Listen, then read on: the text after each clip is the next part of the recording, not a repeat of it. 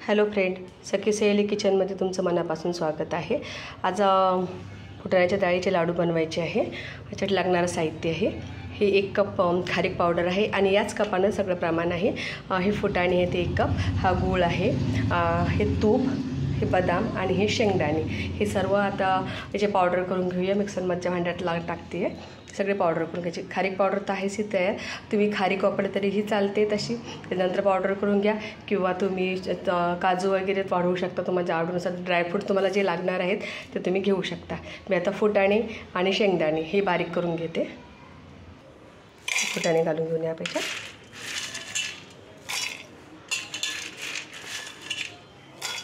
आणि हे शेंगदाणे,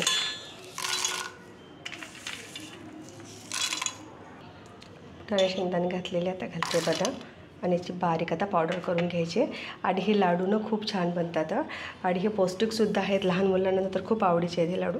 आणि फुटाणे आणि शेंगदाणे काढून घेतलेले आहेत, तर मी गूळ घातलेला आहे परत, आणि ही खारीक पावडर घालते याच्यात। हे असं पूर्ण मी शेंगदाणे, फुटाणे, बदाम हे सगळं मिक्सरमध्ये बारीक पिची पावडर करून घेतलेली आहे। आता याच्यामध्ये तूप घालू आणि याचे लाडू बनवून घेऊ।